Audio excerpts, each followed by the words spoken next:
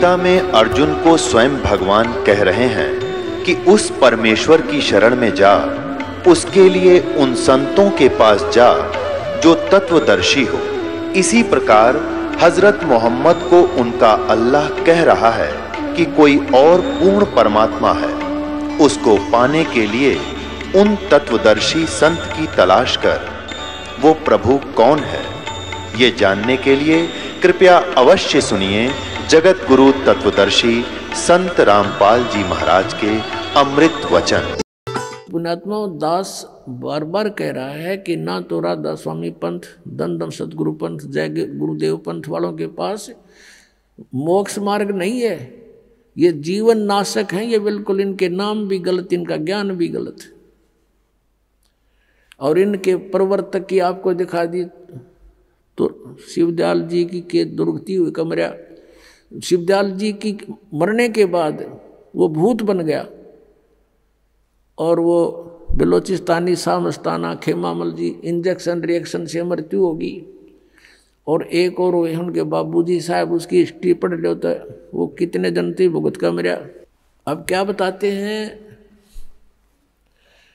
परमात्मा, कहते संशय शोक सराय में सूतक दिन राती, और जीवित जग में जूती पड़े फिर जम तोड़े छाती। यहाँ बिरान मैटी हो लेगी संसार में, वो भूत बन के बुक्की में बोला है। और आगे कहते जम तोड़े छाती, यम के दूत बकलता रहेंगे। अब क्या बता रहे हैं परमात्मा कि यो सौदा फिरना ही संतो, यो सौदा फिरना ही, ये लोहे जैसा ताव जात है काया देश राही, और तीन लोक और भवन चतुर्दश सब जग सौदे आही। फिर बताते हैं कि ये दम टूटे पिंडा फूटे लेखा दरगाह माही, उस दरगाह में मार पड़ेगी त्रियम पकड़ेंगे बाही। वहां पर ना किसी की पेश चले, चाहे कोई राष्ट्रपति है, मृत्यु होने के बाद यम के दूत उसको गिरफ्त कर लेते हैं तुरंत और वहां खड़ा कर देते हैं दरबार के अंदर। एक उदाहरण बताया परमात्मा ने अपनी वाणी में कि एक प्रियव्रत नाम का राजा था, उसने पहले तो तप किया, तप से उसको राज्य प्राप्त हुआ, और जब राज्य का समय पूरा हुआ तो यम के दूत पकड़ कर ले गए, उसको धर्मराज के दरबार में खड़ा कर दिया। यम के दूत जब लेने आए प्रियव्रत को, उसने कहा कि मुझे कुछ सांस और दे दो जीने के लिए। उसका बहुत लंबी आयु थी, बहुत लंबी आयु तक उसने राज्य किया था और फिर भी जीने की आशा थी। कहा यम के दूतों से कि मुझे कुछ और श्वास दे दो। यम के दूत कहने लगे खबरदार दे, तूने सांस लिया तो तेरे श्वास पूरे हो चुके हैं, चलो। धर्मराज के दरबार में लेकर गए, वहाँ उसका अकाउंट बताया गया कि इतने वर्ष तूने तप किया था, उसके प्रतिफल में इतने वर्ष तूने राज्य कर लिया। अब बता कुछ करके लाया आगे के लिए। अब वहाँ तो सब पता होता है, उसकी जेब में पता लग जाता है कितना सामान है। कहने लगा जी नहीं, तकसीर होगी। कहने लगे इसका काला मुंह करो।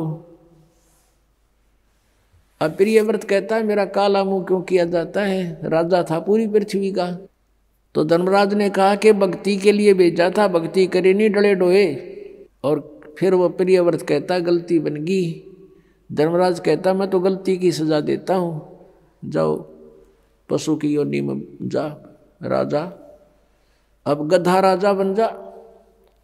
परमात्मा कहते हैं कबीर हरि के नाम बिना ये राजा रसब हो, रसब माने गधा, और माटी लदे कुमार के और घास न डाले कोई। अपनात्मा वो परमात्मा कितने दयालु हमें कितनी कितनी वाणी बोल करके बता रहे हैं, और साथ में ये भी बता रहे हैं कि तू मुझे पहचान ले, तेरा सब झंझट खत्म कर दूंगा, ये रास्ता खत्म कर दूंगा जन्म और मृत्यु का।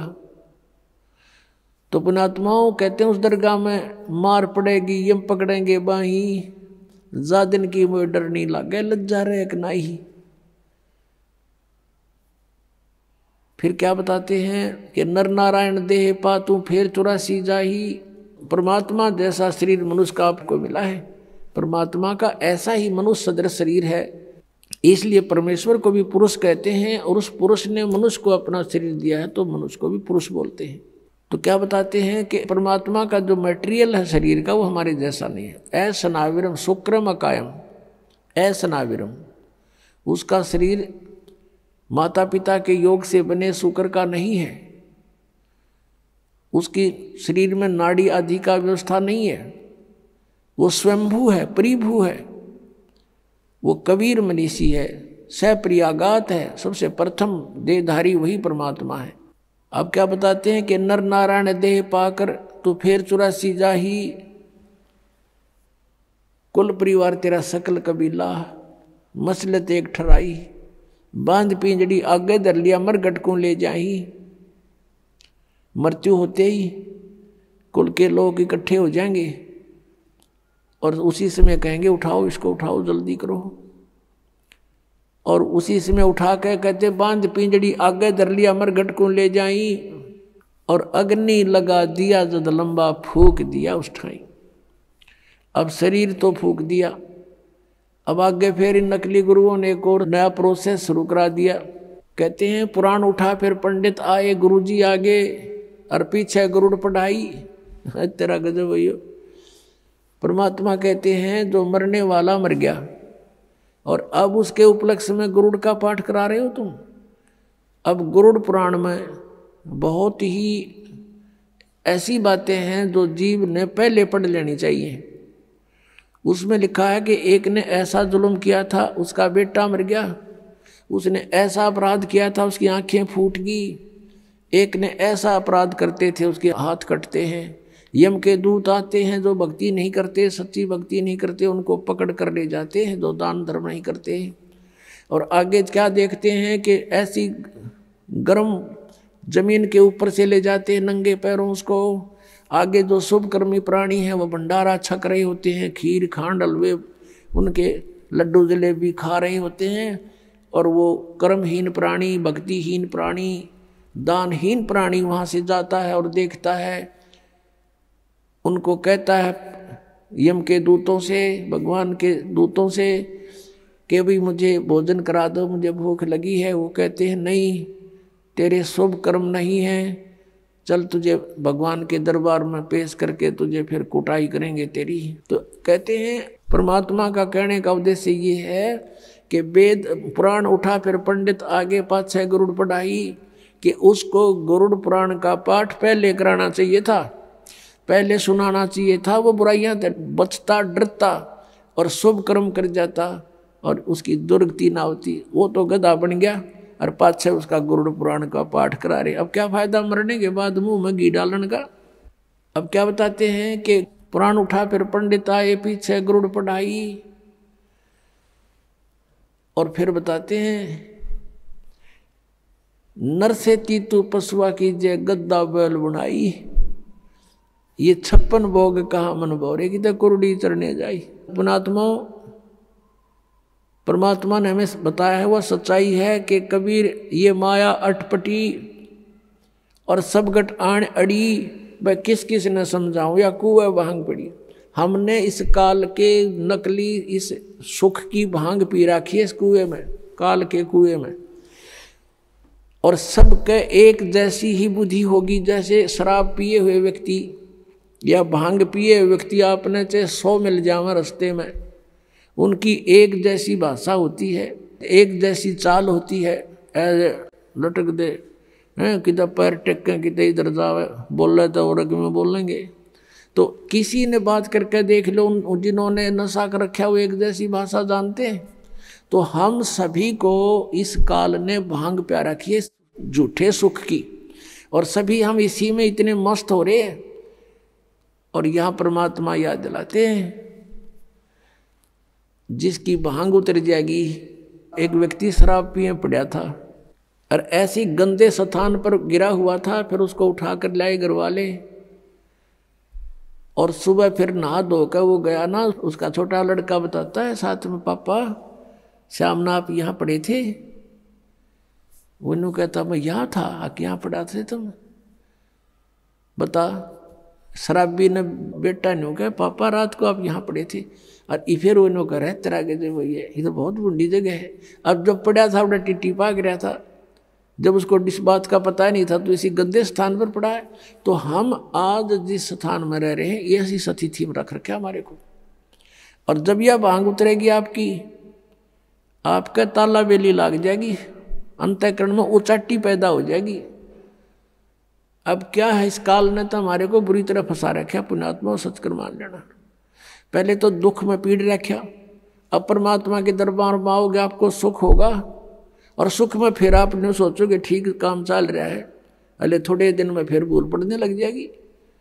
तो इसके लिए परमात्मा कहते हैं सुख के माथे पत्थर पड़ो, नाम हृदय से जावे, बलिहारी उस दुख के जो पल पल नाम रटावे। अब कबीर साहब कहते हैं आपने ये धारणा बनानी चाहिए कि आग लगाई से सुख का जिससे भगवान की भूल पड़े।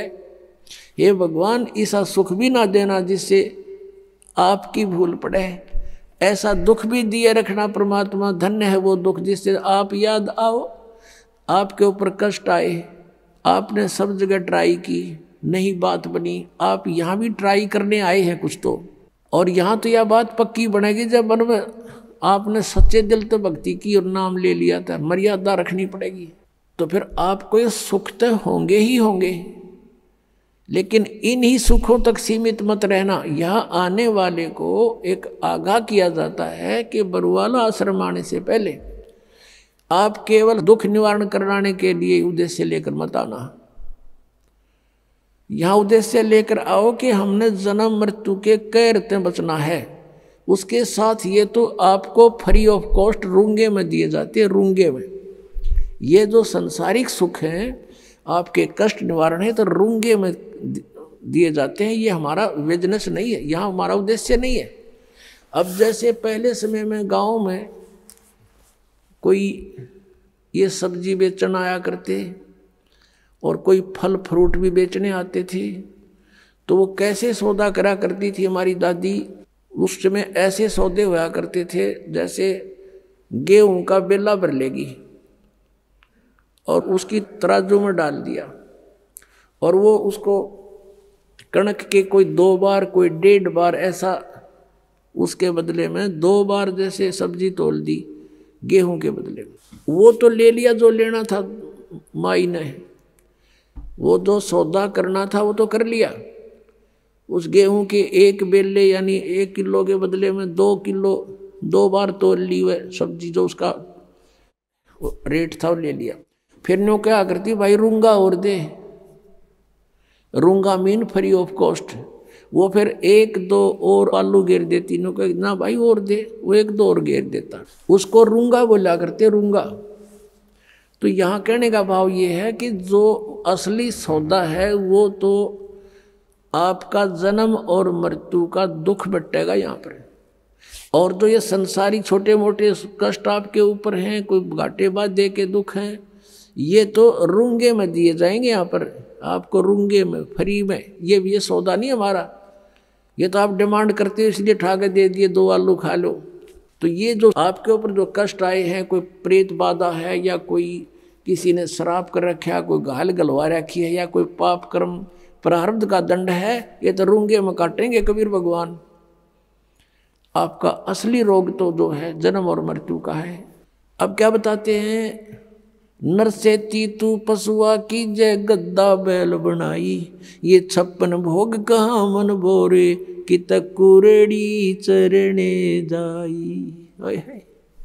पुणात्माओं, हमने इस काल के इस झूठे सुख की भांग घनी पी रखी है, और हमारा आज यकीन ना होता कि हम गधे भी बनेंगे और हम कुत्ते गधे सुअर बनेंगे और वो आहार करेंगे जो आज वर्तमान में कुत्ते गधे कर रहे हैं।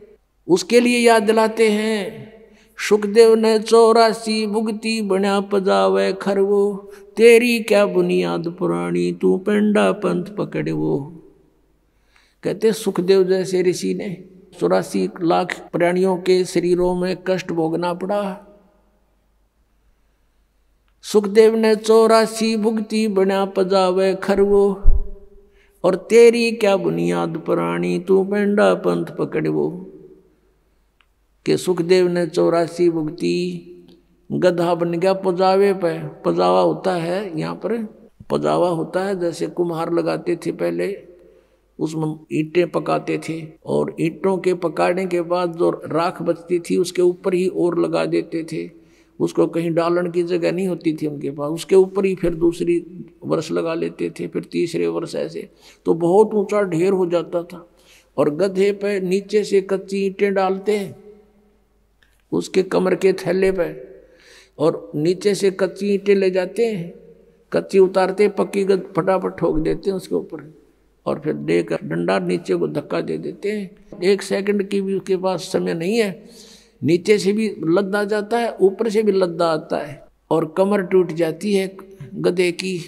और शाम को आहार करने के लिए कहाँ जाता है, कुर्डियों पर, यानी बाहर मैदान में, वहाँ खाता है, फिर चारा भी बाहर चर के आता है और सेवा को मार की करता है। और फिर टूटी कमर पर जख्म हो जाता है, उसको कौवे नोचते हैं, उसी जख्म के ऊपर आते ही कुम्हार जो कानू वो थैला रख देता है और ईंटें भर के फटाफट उसको स्टार्ट कर देता है, लेकर लठ। और फिर देखो पुण्यात्मा, अपना शरीर यहाँ कहीं से छुल जा खाल थोड़ी सी किसी कारण से भी, और उसके ऊपर कपड़ा भी लग जाना, कपड़ा वैसे भी आंखों में पानी आता है, इतनी पीड़ा होती है। और आज वो अफलातून जब राजा बना हुआ था, भक्ति करी नहीं, सच साधना की नहीं, आज गधा बना हुआ है, कमर टूटी है, ऊपर थैला, और थैले के अंदर से कोरस सैंड, यानी वो खोरा ईंटों का जो रेत, वो जख्म पर गिरता आकर के, और ऊपर से ईंटों की रगड़ लगती है उसके, ऐसे चलते चलते, और उसकी आंखों में से पानी आता है, वो कुछ नहीं कर सकता, विवश है। अपनात्मा, पहले तो हम भी ऐसे ही थे, अब परमात्मा की दया से आत्मा निर्मल हुई, ये बातें याद आती हैं तो भी शरीर कांप जाता है। और एक बार नहीं, असंख्यों बार, एक बार नहीं असंख्यों बार ये कष्ट उठाए हमने। अपनात्मा, आपको कितना राहत होने जा रही है, कितना लाभ होने जा रहा है, आप नहीं समझ सकते इसको। और हम कितना कष्ट उठा चुके हैं असंख्यों बार। ये तो एक बार के गधे का एक दिन की बता रहे हैं, ये कष्ट एक दिन में ऐसा होता है, और एक गधे का जीवन कितना। अब इसलिए बताते हैं सतगुरु के उपदेश का, जय सतगुरु की संगत करते सकल कर्म कट जाई, अमरपुरी पर आसन होते जहां धूप ना छाई। यदि सतगुरु की संगत करते, शरण में आ जाते, ये नकली सतगुरुओं की नहीं बात बनती, तो कहते हैं ये कैसा दुख आपके ऊपर हो रहा है, किस प्रकार बाईपास निकालेंगे संत। अब कितने दुख होते हैं प्राणी पर, आध्यात्मिक मार्ग को आध्यात्मिक घटनाओं से ही तोला जाता है, किसी के कहने मात्र से नहीं। आपको दिखाते हैं कि इतिहास, एक पुण्यात्मा का, उसके ऊपर कितनी आपदाएं आई, और जो धन आपको प्राप्त होने जा रहा है, जो ज्ञान और भक्ति और विधान आपको मिलने जा रहा है, उससे आपको कितना बेनिफिट होगा, कितना राहत मिलेगी। अब परमात्मा कहते हैं, धर्मदास तो 1,00,000 दुहाई, और ये सार शब्द की दबार न जाई। आज तक जो परमात्मा ने इस तत्व ज्ञान को और इस तत्व नाम को, सार नाम को, असली मंत्र को छुपा के रखा हुआ था, क्योंकि सतयुग त्रेता द्वापर में ये प्राणी दुखी नहीं होता, और पिछले पुण्य कर्म इसके घड़े साथ होते हैं, जिस कारण से कोई भी कुछ भी साधना भक्ति कर रहा होता है, उसमें भी वो सुखी रहता है। वो ये सोचता है मुझे इस साधना से ये सुख प्राप्त है। इस कारण से सतयुग त्रेता द्वापर में परमात्मा ने काल को छूट दे दी थी, इसने प्रार्थना की करके मांगा था और कह दिया था ठीक है भाई, 3 युगों में हम नहीं ले जाएंगे प्राणी, और चौथे युग कलयुग में हम ले जाएंगे। तो कलयुग से पहले का कोई इतिहास दिखा दो, कोई मुसलमान न्यारा बना हो, या ईसाई अलग बना हो, या कोई जैनी अलग बना हो। हम वेदों अनुसार साधना करते रहे, एक ही हमारा इतिहास था। वर्ण केवल कर्म आधार से थे। अब कलयुग में देख ले हमारे अंदर कितनी इसने फूट डाल दी। कोई हिंदू बनाया, कोई मुसलमान बनाया, कोई ईसाई बनाया, कोई सिख बनाया, कोई कुछ बना दिए, हमें अलग अलग बांट दिया। इसको डर था कि कलयुग में परमात्मा से वायदा हुआ है वो आएंगे या अपना कोई दास भेजेंगे अपनी शक्ति देकर, तो उस समय तक ऐसा कर दो इन प्राणियों को ये कति कंडम हो जाए, एक दूसरे के शत्रु हो जाए, कोई एक दूसरे की साधना को गलत बता दे तो मरना तैयार हो जाए। ऐसे समय में परमात्मा ने ये स्टार्ट किया है। लेकिन ये बुद्धिहीनता हमारी, मान ले मैं आपके मार्ग को गलत बता रहा हूँ और आपको कॉन्फिडेंस है सही है तो मेरी बात है ना सुनो, इसमें झगड़े की क्या बात है। तो ये काल ही करवाता है। लेकिन अब परमात्मा की मेहर होगी अपने बच्चों पर, समाज शिक्षित है, सब इतिहास हमारे पास है, हमारे सदग्रंथ प्रत्येक धर्म के प्रत्येक धर्म वालों के पास है। अरदास उसमें बताओगे ऐसा लिखा, आप खोल कर देख लेना, बात समझ में आ जाएगी। तो अभी तक हम सतगुरु ना मिलने से कितना कष्ट उठाया। सतगुरु के उपदेश का लाया एक विचारे, जय सतगुरु मिलते नहीं फिर जाते नरक द्वारे। नरक द्वार में दूत सब करते खेचा ताने, उनसे कभू ना छूटता फिर फिरता चारों खानी। ओहे चार खानी में भरमता कबू न लगता पारे, सो फेरा सब मिट गया मेरे सतगुरु के उपकार। सात समंदर की मसी करूं और लेखनी करूं बन राय, धरती का कागज करूं गुरु गुण लिखे न जाए। अब आपको दिखाते हैं कि इतिहास के सतगुरु ना मिलने से साधना भी कर रहे हैं, उनकी भी दुर्गति होती है। आओ जैन धर्म को जाने, एक पुस्तक है देखिएगा, इसके लेखक हैं प्रवीण चंद्र जैन M.A. शास्त्री। ये देखिएगा, ये इनके मंत्र हैं ओम अरम नमः। अरम हम देते वो नाम है, ये हरियम राम, इधर राम हो गया। आओ जैन धर्म को जाने, लेखक प्रवीण चंद्र जैन M.A. शास्त्री, जम्बूद्वीप हस्तिनापुर। और प्रकाशक हैं श्रीमती सुनीता जैन, जम्बूद्वीप हस्तिनापुर मेरठ। इसके 294 पृष्ठ पर आपको पढ़ाते हैं। आओ जैन धर्म को जाने, ये तो है पुस्तक का नाम, विशेष प्रकरण। और 293 पृष्ठ पे प्रश्न है श्री महावीर भगवान के अन्य कौन कौन से नाम हैं। उत्तर है 5 अन्य नाम हैं, वीर, अतिवीर, सम्मति, महावीर और वर्धमान, वर्धमान। 294 पे लिखा है श्री महावीर भगवान के जीवन का कथन कहाँ से प्रारंभ होता है। उत्तर है पुरुरवा नामक भील की पर्याय से। पुरुरवा नामक भील कौन था, उसने क्या किया। पुष्कलावती देश की पुंडरीकिणी नगरी में वह भीलों का राजा था। उसने सागर सेन मुनिराज से मदमास मधु का त्याग व्रत लिया था, जिसे जीवन पर्यंत पालन किया। महावीर भगवान का जीव पूर्वा भील की पर्याय से यानी जीवन से निकलकर कहाँ गया। पहले 100 धर्म स्वर्ग में एक सागर की आयु वाला देव हुआ। पहले स्वर्ग के बाद महावीर भगवान का जीव कहाँ गया। भरत चक्रवर्ती की रानी अनंतमती से मारीची नामक ज्येष्ठ पुत्र हुआ। अब ये भरत किसका पुत्र था ये दिखाते हैं। मारीची भरत का पुत्र हुआ। अब और दिखाते हैं, ये पुस्तक दिखाते हैं आपको, जैन संस्कृति कोश, जैन इतिहास संस्कृति एवं कला एवं पुरातत्व, भागचंद्र जैन भास्कर। जैन संस्कृति कोश, जैन इतिहास, ये एक पुस्तक है, प्रथम खंड, लेखक हैं प्रोफेसर भागचंद्र जैन भास्कर। और ये कहाँ से छपा है। जैन संस्कृति कोश, जैन इतिहास, ये वही है, लेखक हैं प्रोफेसर भागचंद्र जैन भास्कर। प्रकाशक ये 2 हैं, इधर बेरी इधर भी, ये देख लो तुम, ये आपके सामने है। और ये कहाँ से प्राप्ति स्थान है, ये यहाँ से इनका। अब आपको इसके 175 पृष्ठ पर ले चलते हैं। ये 175 पृष्ठ है। ऋषभ देव के पौत्र ऋषभ देव जी को जैन धर्म का प्रवर्तक माना जाता है। प्रथम तीर्थंकर है ये ऋषभदेव, इनके पोते हैं वो मारीची, जिनकी अब कथा सुनाऊंगा, और भरत के पुत्र हैं। इसको पुराण में वैदिक धर्म का प्रवर्तक माना गया है। ये मारीची वैदिक धर्म का प्रवर्तक है, जिसको वैदिक धर्म का गाटा जोड़ रहे हैं ना, ये उसका प्रवर्तक है ये मारीची। और इसके साथ के बीती ये दिखाता हूँ। यही मारीची जैन परंपरा में आगे चलकर महावीर वर्धमान बना।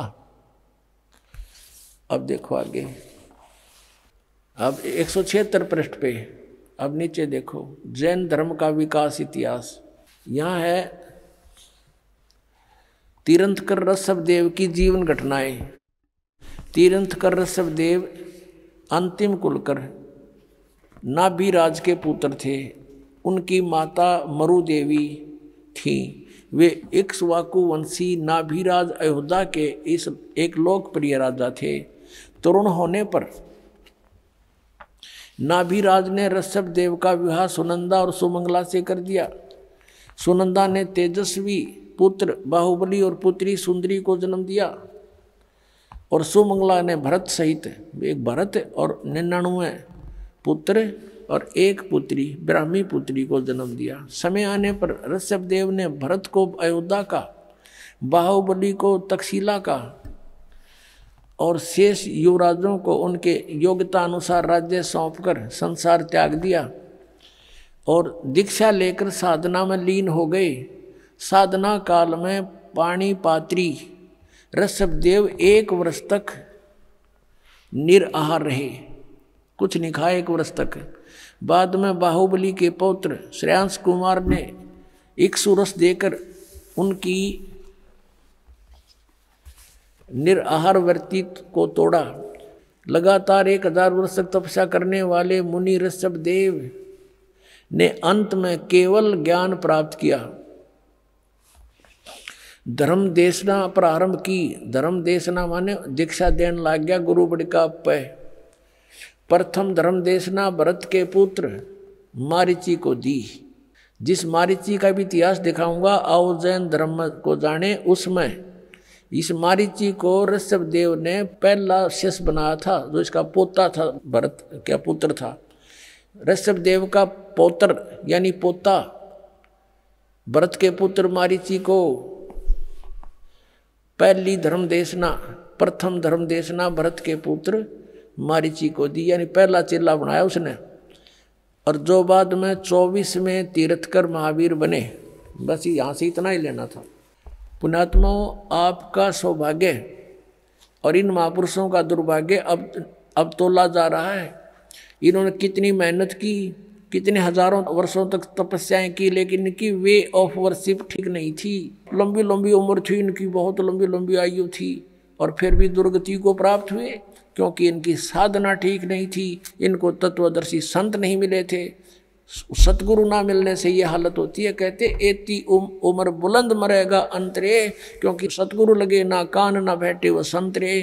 वो सतगुरु मिले ना कोई संत मिले जो तत्वदर्शी संत हों। जैसे आप भक्तजन हैं, आपको ये तत्व ज्ञान हो गया, आप संत हैं। साधु वही जो सीधा चाले, बुराई छोड़ दे, भक्ति करता है, सत्य साधना करता है। आपसे भी कोई संपर्क में आता है तो आप भी उसको ठीक रास्ता बताते हो और कहते हो सतगुरु से नाम लो। तो कहते हैं सतगुरु में लगे ना कान ना बैठे संतरे, ना कोई नो बताने वाला मिला कि ये साधना गलत है, तो ठीक साधना करना चाहता चलो गुरु जी के सतगुरु के पास चलो। लेकिन सभी अपने अपने उन नकली सतगुरुओं को भी असली मानकर अन्य को वहाँ जोड़ रहे हैं, वो पाप के भागी हो रहे हैं। अब फिर लाते हैं आपको आओ जैन धर्म को जाने, ये पुस्तक देखिएगा, आओ जैन धर्म को जाने। इसके लेखक हैं प्रवीण चंद्र जैन, M.A. शास्त्री। और ये कहाँ से प्रकाशित है? प्रकाशक हैं श्रीमती सुनीता जैन, जम्बूद्वीप हस्तिनापुर, मेरठ से, उत्तर प्रदेश। अब यहाँ आते हैं हम 294 पृष्ठ पे शुरू करते हैं इसको, आओ जैन धर्म को जाने। श्री महावीर भगवान के जीवन का कथन कहाँ से प्रारंभ होता है? यानी मारीची के जन्म से भी पहले ये ऐसे ही चल रहा था, और उससे आगे का तो पता नहीं इनको, वहाँ तक का इनको ज्ञान है। पुरुरवा नामक भील की पर्याय से, पुरुरवा भील कौन था? उसने क्या किया? अब पुष्कलावती देश की पुंडरीकीणी नगरी में वह भीलों का राजा था। उसने सागर सेन मुनिराज से मधमास मधु का त्याग व्रत लिया था, जिसे जीवन पर्यंत पालन किया। फिर उससे कहाँ गया? वो स्वर्ग में चला गया। फिर कहाँ आया? पहले स्वर्ग के बाद महावीर भगवान का जीव किस पर्याय को प्राप्त हुआ? भरत चक्रवर्ती की रानी अनंतमती से मारीची नामक ज्येष्ठ पुत्र हुआ। यानी ऋषभ देव का पोता मारीची और भरत का पुत्र था। और यही मारीची वैदिक धर्म का प्रवर्तक, और यही मारीची आगे चल के जैन धर्म में महावीर जैन हुआ।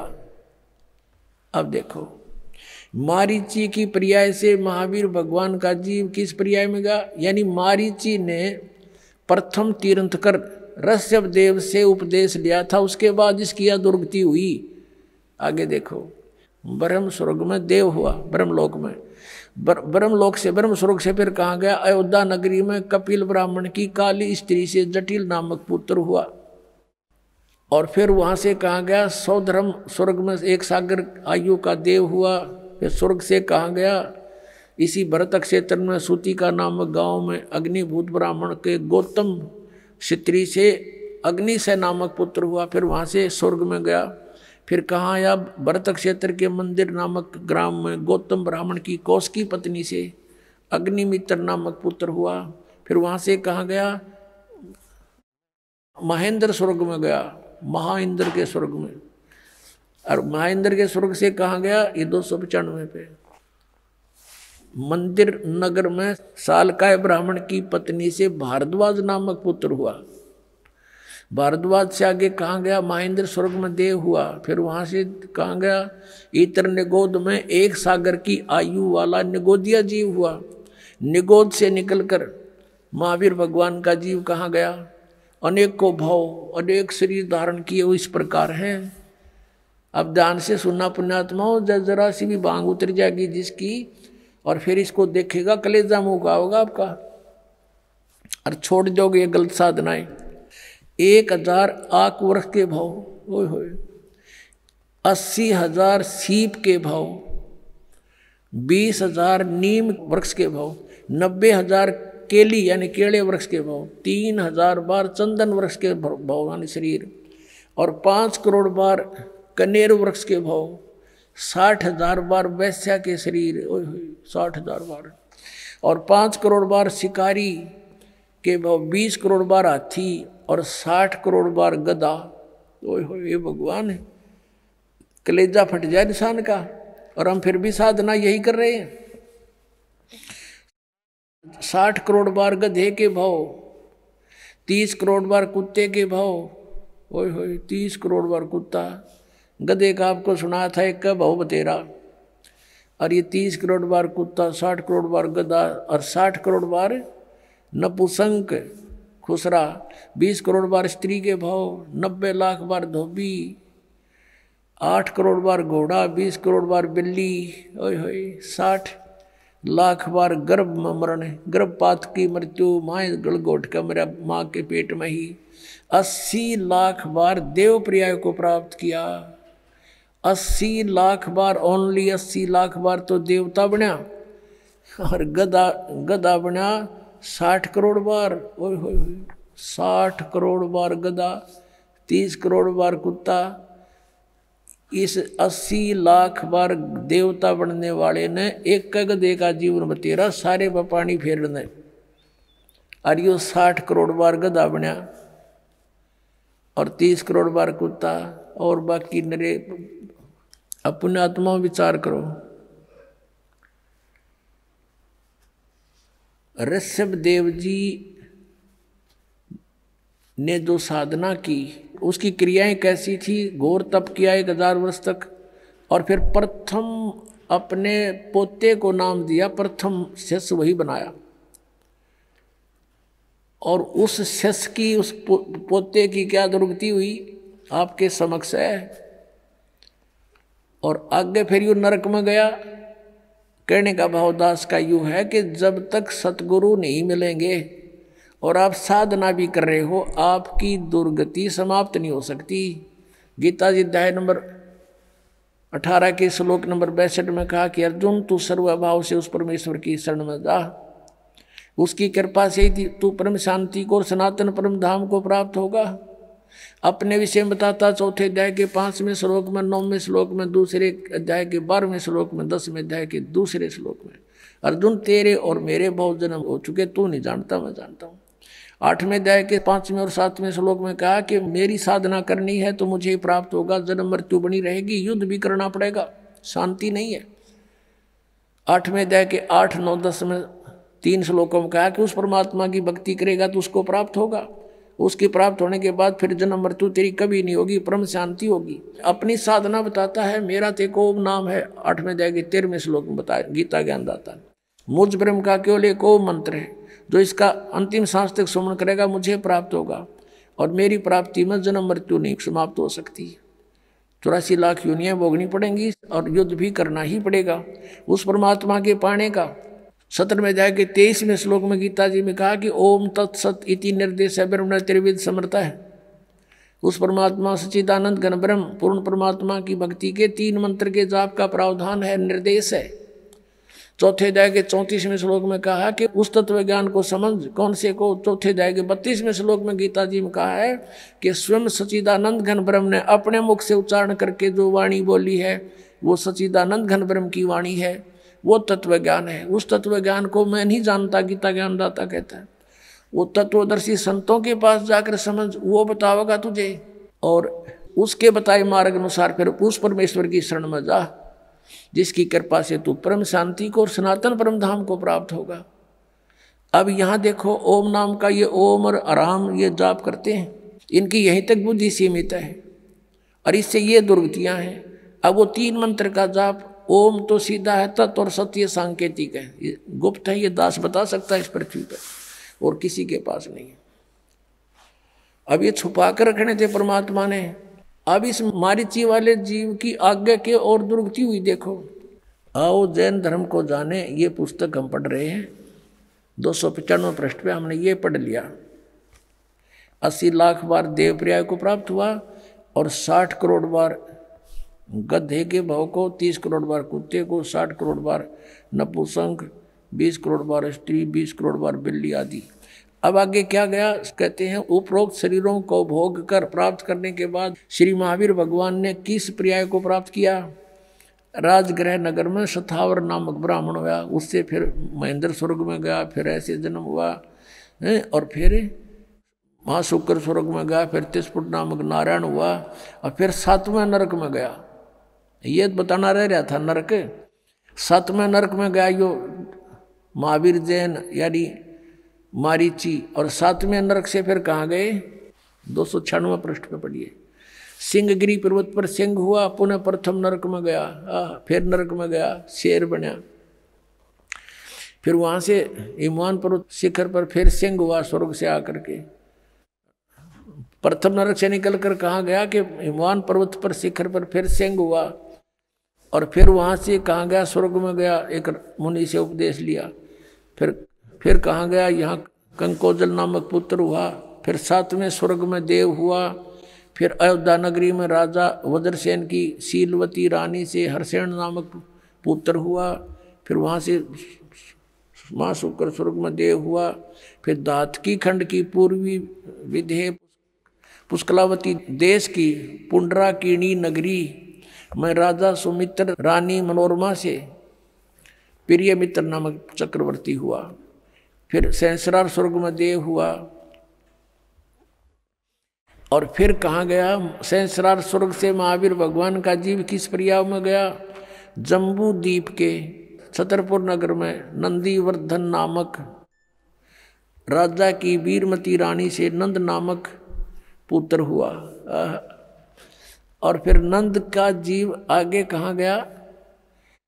पुष्पोत्तर विमान में देव हुआ, और उसके बाद 24 में तीर्थ कर श्री महावीर भगवान हुआ। ये भी महावीर भगवान बनया, पुष्पोत्तर विमान में देव हुआ, उसके बाद 24वां तीर्थकर महावीर भगवान हुआ। श्री महावीर भगवान के जीव ने कितने पाखंड मत चलाए? 363 पाखंड मत चलाए महावीर भगवान के जीव ने, यानी महावीर के रूप में प्रकट होकर उसने 363 पाखंड मत चलाए हैं। पुण्यात्माओं, इस दास का एक परोपकारी प्रयत्न है, इसको भी लोग निंदा करें, ये तो दूसरों के धर्मों की या गुरुओं की। अब देखो, दास ये बताना चाहता है कि जो साधना प्रथम तीर्थकर जैन धर्म का करते थे, ऋषभ देव जी करता था, और उससे मारीची को उपदेश मिला, और मारीची के उस उपदेश के बाद उसकी कितने दुख हुए उसके शरीर में। 60 करोड़ बार गधा, 30 करोड़ बार कुत्ता, और तो गिनती नहीं, पशु और पेड़ों पौधों के जीव भोगे। अब दास ये कहना चाहता है कि फिर महावीर भगवान होया 24वां तीर्थकर, अब उसने वो सब साधनाएं छोड़ दी जिससे कुछ लाभ तो हो गया, स्वर्ग में तो चला गया, कुछ समय के लिए राजा भी बन गया। उसने फिर 363 पाखंड मत चला दिए, उनसे तो कुछ भी राहत नहीं मिलनी, सीधा नरक मिलेगा। ये दास ये कहना चाहता है ये साधनाएं गलत है, और वर्तमान के जितने भी जैनी हैं वो महावीर जैन के द्वारा पाखंड मत चलाए गए उनके अनुसार साधना कर रहे हैं। तो दास ये कहना चाहता है वो क्रियाएं छोड़ो और सत साधनाएं करो। इतना सा दास का प्रयत्न और परमार्थी वचन है। अब इसको परमात्मा कहते समझा है तो सिर धर पाऊं और भौर नहीं रहे सदा। अब जैसे अब प्रसंग चल रहा था कि फिर पीछे तू पशुआ कीजिए गद्दा बैल बनाई, ये 56 भोग का मन बोरे कुरुड़ी चरने जाई। ओए होए कि आज तू नहीं मान रहे हो, फिर मनुष्य जीवन छूटने के बाद या दुर्गति डेफिनेट है आपकी इन साधनाओं से। ना साधना करते उनकी भी, उनको स्वर्ग नहीं मिलेगा, गधे कुत्ते नौका नो बनेगा। इनको थोड़ा दिन स्वर्ग मिल गया फिर गधा बन गया। बताओ स्वर्ग ने के चाटे हुआ, फिर वीरान माटी, फिर दुर्गति। अब परमात्मा कहते हैं जय सतगुरु की संगत करते तेरे सकल कर्म कट जाई, अमरपुरी पर आसन होते जहां धूप ना छाई। जय सतगुरु की संगत करते, यानी परम संत की, सतगुरु की अगर आपको शरण मिल जाती है सब झंझट मिट जाता। ना गधा बनना, ना हमने स्वर्ग में जाना, हमने सतलोक में चले जाते। कहते अमरपुरी पर आसन होते। आज आप अमरपुर में सतलोक में बैठे होते जहाँ कोई कष्ट नहीं आप पर। पुण्यात्माओं, मृत्यु तो आपकी होगी, इसको तो कोई मानो चाहे मत मानो, तो डेफिनेट है, सब मानते हैं होगी, मृत्यु होगी। और जब जाते समय आपकी आस्था यहाँ किसी भी संपत्ति या परिवार में रहेगी तो उल्टा जन्म यही होगा आपका, जहाँ आशा तहाँ बासा हुई। मन कर्म वचन सुमरियो सोई। तो आप जी ने अपना यहाँ से पीछा छुटाने के लिए हृदय में एक दृढ़ निश्चय करना है कि यहाँ तो फिर जन्म हो गया, फिर दुर्गति, फिर जन्म हो गया, फिर ये प्रोसीजर। अब इस जीवन में देख रहे हो आप, किसी का बेटा मर गया, किसी की बेटी मर गई, किसी को कोई घाटा, किसी की टांग कट गई, किसी की आँख फूट गई, ये दुर्गति। और फिर अगला जन्म मनुष्य का भी हो गया तो फिर यही प्रोसीजर, फिर जन्म हो गया, फिर यही प्रोसीजर। ये क्या तो हुआ। तो आप जी अपना इस जीवन को परमात्मा की ओट में, शरण में सत भक्ति करके पूरा करो। चलते समय सपने में भी ना सोचो कि मेरा यहाँ फलाना धन रह गया, वो बैंक बैलेंस रह गया, उस पुत्र का क्या होगा, पुत्री का क्या होगा। अगर ये ऐसा मन में आ गया फिर वापस आओगे तो आपकी मृत्यु तो होगी होगी। और जन्म भी आपको चाहिए तो सतलोक में होगा, और वहां फिर ऐसे ही परिवार बनेगा जैसा यहाँ बन गया। ये तो अस्थायी है, बिल्कुल अस्थायी। और किसी का समय निश्चित निकल चला जाए हमें छोड़कर, टक्कर मारते रहो फिर नहीं मिलेगा। तो हमने अपने मन को, अपनी आत्मा को, अपने मन को ऐसे दृढ़ करना है कि दोबारा जन्म यहाँ नहीं लेना। इस तरह की घटनाओं को देख के आपके मन में यहाँ से एक गलानी पैदा हो जाएगी। और जब तक यह गलानी नहीं होती, ठीक है भक्ति कर रहे हो फल मिलेगा, जितनी भी भक्ति कर रहे हो आपको फल तो मिलेगा ही मिलेगा, लेकिन ये मिलेगा यहीं पर। तो इस गलानी के होने के लिए समय लगेगा, भक्ति भी बढ़ेगी या ज्ञान की भी जड़ आपके हृदय में जमा होंगी, और फिर यहाँ की पुनर्जन्म की आपके मन सपने में भी नहीं आओगी, तब आप सतलोक जा सकोगे। और जब तक हम सतलोक नहीं जाएंगे तो तब तक शांति नहीं। जन्म मृत्यु जब तक है ये दुर्गति, जैसे आपने महावीर जैन और ये मारीची वाले जीव की देखी, ये कोई जीवन है 80 लाख बार तक केवल देवता बन गया, और 60 करोड़ बार गधा, 30 करोड़ बार कुत्ता। अपने आत्माओं क्योंकि हम मनुष्य जीवन में है, समय पर रोटी मिल जाए जब चाह, जब दिल करे चाय पी लेते हैं, दूध पी लिया, काजू किस्मत खा लिए, लाडू जलेबी बनवा ली। आज हमने नो दस्ती को नया दुर्गति होएगी, लेकिन ठीक है अपनी बुद्धि काम ना करे तो किसी समझदार के विचारों पर जोर जरूर देना चाहिए। तो परमेश्वर ने आके हमें बताया है, और परमेश्वर के उस वचन को हमने उसका आदेश मानना पड़ेगा। हम आदेश नहीं मान रहे अभी, हम केवल उनको सुनते हैं, प्रसन्न होते हैं, बहुत अच्छी बात बताई, भक्ति भी करनी चाहिए। तो उनका आदेश है कि समझा है तो सिर दर पाओ और बहर नहीं रे ऐसा दाओ, ये संसार समझदा नाई कहंदा श्याम दोपहरे नू, गरीबदास ये वक्त जात है रोवोगे इस पैरे नू।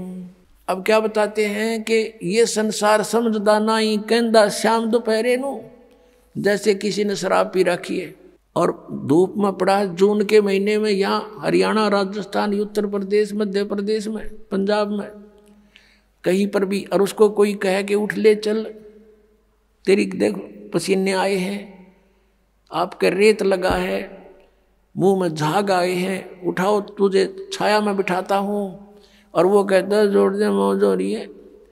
अब उसने वो मौज दिखाई दे नशे में और बुरा हाल हो रहा है उसका। तो पुण्यात्मा इतने नशा हमारे झूठे सुख का, हम इतने दुखी हैं और फिर भी नोके मौज हो रही है। ये संसार समझदा नहीं कहंदा श्याम दोपहरे नू। कोर्ट में दो रिश्तेदार मिलते हैं और वहाँ कहते हैं क्या हाल है, मौज हो रही है। कोर्ट में और मौज का कौन सा मेल, दोनों दुखी और फिर भी नोके मौज हो रही है।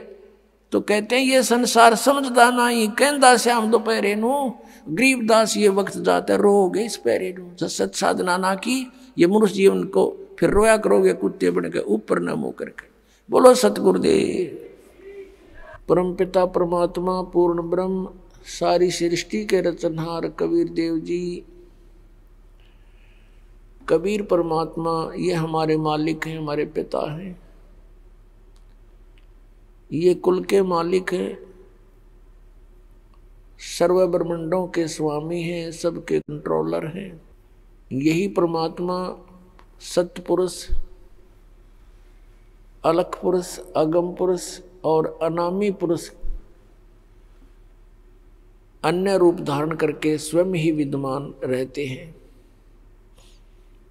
वही परमात्मा यहाँ तीनों लोकों में प्रवेश करके सबका धारण पोषण वही परमेश्वर करते हैं। हम काल के लोक में रह रहे हैं और यहाँ काल का लोक है तो शांति नहीं रह सकती प्राणी को। यहाँ कोई भी प्राणी सुखी नहीं है। हम दूर के ढोल सुहावने लगते हैं, हम दूसरों को सुखी मान लेते हैं, जिसके पास एक कार हो, कोठी हो, अच्छी पोस्ट हो, थोड़ा सा धन हो। ये सुख नहीं है, क्योंकि हमने सुख देखा ही नहीं है। 21 ब्रह्मांड में आग लगी है और कृत्रिम बाजी सभी ठगी। परमेश्वर कबीर देव जी ने स्वयं आकर के बताया है कि 21 ब्रह्मांड में कोई प्राणी सुखी हमने तो देखा नहीं, और तुमने कोई मिल जाए तो मुझे उसकी वार्ता करा दियो। तो पुण्यात्माओं, जो सुख सथल है उसको हम भूल गए, हमारे याद भी नहीं है। हमारी माइंड की नीडल, हमारे दिमाग की सुई स्वर्ग के ऊपर सेट हो गई थी। कि स्वर्ग जाएंगे, स्वर्ग जाएंगे, स्वर्गवासी हो गया। अब परमात्मा ने आके बताया कि ये स्वर्ग तो कुछ भी नहीं है। स्वर्ग का अर्थ सुख में सथल होता है, और कहते हैं वहां स्वर्ग में वो सुख नहीं है जो आत्मा को चाहिए। वहां तो मन की बकवाद अत्यधिक है, नाच गाने हैं और बाकी खाने पीने की सुविधाएं सारी हैं, सुंदर शरीर है वहाँ देवों का, स्त्री और पुरुषों का, और सब बकवादें ज्यों की तो ईर्षा, राग, द्वेष, बकवाद ये सब भरी पड़ी है। स्वर्ग के देवताओं के राजा का थोड़ा सा इतिहास सुना दे तो पता लग जाएगा कि उनके अंदर भी पांचों विकार सड़ रहे हैं।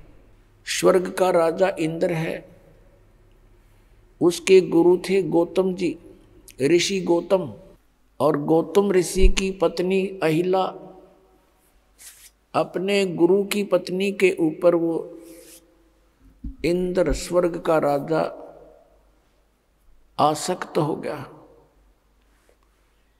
और यहां तक बकवाद कर ली उसने। गौतम ऋषि सुबह सुबह स्नान करने जाया करते थे। उस समय अलार्म का कार्य मुर्गा करता था, तो उस इंद्र ने अपना एक देव, क्योंकि वहां राजा है देवताओं का इंद्र, उसके हुक्म में सभी कार्य करते हैं, एक शुक्ल नाम के देवता को कहा कि तू मुर्गा बनकर वक्त से बोल पड़ना। उसने ऐसा ही कर दिया। इंद्र वक्त से उठकर नहाने के लिए चल पड़ा। पीछे से गौतम ऋषि का रूप बनाकर वो अहिला के पास पहुंच गया। अपने आत्माओं, अब ज्यादा कथा सुनाने की आवश्यकता नहीं है कि उसको हम स्वर्ग कहते हैं। स्वर्ग के राजा का ये कैरेक्टर है, तो अन्य देवताओं का कैसा होगा? अब इसमें समझदार को संकेत बतेरा। अब परमात्मा ने आके बताया, भाई यहाँ पर आप जहाँ रह रहे हो ये ठीक स्थान नहीं है, यहाँ से तुम निकलने की चेष्टा करो। और निकलने के लिए तरीका बताया उन्होंने कि सबसे पहले गुरु हो, और गुरु भी पूरा हो, परमात्मा का कृपा पात्र हो, सत्पुरुष को पूरी तरह से वो जान चुका हो, तत्वदर्शी संत हो। तो पुण्यात्मा, पिछला जो परमात्मा का की लीलाएं हम पढ़ते आए हैं, जैसा उनको जाना है, समझा है, वो स्वयं ही आकर के एक तत्वदर्शी संत की भूमिका किया करते हैं, और स्वयं ही वो एक संत होते हैं, स्वयं ही एक दास का रोल करते हैं। हमारे लिए उदाहरण छोड़ देते हैं कि आपने यदि भक्ति करनी है, संसार की मान बढ़ाई को नहीं देखना, सर्व ब्रह्मांडों के मालिक होते हुए, सबके दाता होते हुए, एक छोटी सी झोंपड़ी में पूरा जीवन एक जनसाधारण की तरह व्यतीत करके चले गए। वो परमात्मा थे, हमारे लिए ये सब लीला करके गए थे कि तुम अपना 90% समय इन संसार की कुरीतियों के कारण, संसारिक रीतियों के आधार से तुम व्यर्थ करते हो। जैसे मकान बनाने की होड़ स्पर्धा लगी हुई है, या फिर विवाह शादी के अंदर बहुत ज़्यादा खर्च करते हो। जिसके पास पैसा है वो तो खर्च कर देता है, लेकिन निर्धन व्यक्ति फिर देखम देखा वो कर्जवान होता है। उस तरह की क्रियाएं उसने भी करनी पड़ती हैं, और फिर वो परेशान रहता है। पैसे वाले व्यक्ति विश्व में 1% भी नहीं होते, और वो सब रीतियां बिगाड़ देते हैं। आप देखते हो ये मीडिया में, टेलीविज़न और फिल्मों वाले कितनी बकवाद के ढंग से विवाह शादियों का प्रदर्शन करते हैं। जिसको देखम देखा समाज में भी वही बिजली गिरती जा रही है। तो हमने इस परमात्मा को पाने के लिए उनका प्रत्येक आदेश मानना पड़ेगा। उनके द्वारा दिए गई जो गाइडलाइन है, निर्देश हैं, उनकी पालना करनी पड़ेगी, तभी हम सतलोक जा सकते हैं। अब वो सतलोक कैसा है? शंखों लहर मेर की उपजे, कह नहीं जा कोई, दास गरीब अचल अविनाशी, सुख का सागर सोई। शंखों लहर मेहर की उपजे और कहर नहीं जा कोई। अब गरीबदास साहिब जी जो परमात्मा उनको मिले थे, सचखंड सतलोक लेकर गए थे, उन्होंने परमात्मा से परिचित होने के उपरांत परमेश्वर की महिमा को कलम तोड़ ढंग से लिखा है। बोला कि शंखों लहर मेहर की उपजे और कहर नहीं जा कोई, दास गरीब अचल अविनाशी, सुख का सागर सोई। शंखों लहर मेहर की उपजे, जैसे कभी किसी समय कभी कभी ऐसा होता है, एकांत स्थान पर बैठे हों, आत्मा के अंदर एक ऐसी हिलोर उठती है, सभी अपने से नजर आते हैं, किसी के प्रति द्वेष नहीं रहता। शत्रु ने कितना ही हमें सता रखा होता, कई बार उसके प्रति कोई द्वेष ही नहीं रहता। परमात्मा की ऐसी मेहर होती है। वो मेहर की लहर थी, सबके ऊपर कृपा बरस रही थी, और उसके जाने के बाद फिर वही सती थी। एज इट इज कोशिश करने से भी वो लहर नहीं फिर दोबारा आती। तो परमात्मा कहते हैं वो मेहर की लहर आई थी, उसके बाद सब कहर की लहर होगी। अशांत बनाए रखती है हमारे को। तो कहते हैं वहां सतलोक के अंदर ऐसी शंखों लहर मेहर की उपजे, क्योंकि वह बॉडी दूसरे टाइप की है। ऐसा शरीर नहीं है सतलोक में, शरीर एज इट इज है, सकल सूरत ऐसी है, मूर्त ऐसी है, लेकिन वो मटेरियल ये नहीं है। वो नूर एक तत्व से बना है, उसमें ये रक्त नहीं है, मांस हाड़ चाम नहीं है, एक नूर से बना हुआ है। अब ये आध्यात्मिक मार्ग है, ये समझ माना बहुत कठिन हो जाता है कि नूर से कैसे बनता है। अब जैसे ये शरीर 5 तत्व से बना है, कैसा रूप है इसका? 5 तत्व कौन से हैं? पृथ्वी, आकाश, अग्नि, जल, वायु, ये 5 इसके। इसमें ये 5 कहीं नजर नहीं आ रहे, कहीं नहीं दिखाई देते। ऐसे ही एक नूर से वह हमारे शरीर बनते हैं। उनमें ना बीपी हाई होता, ना कभी लो होता, ना कैंसर होती, ना किसी प्रकार का कोई संसारिक झंझट, वहाँ कोई काम नहीं आपको। और यहाँ फुर्सत नहीं, यहाँ के देवताओं को भी 1 सेकंड की, सबकी गृहस्थी, सबके साथ यही खाना पीना, पेट भरना और धंधा करना। सारा जीवन प्राणी इस शरीर के पोषण में ही व्यतीत कर देता है।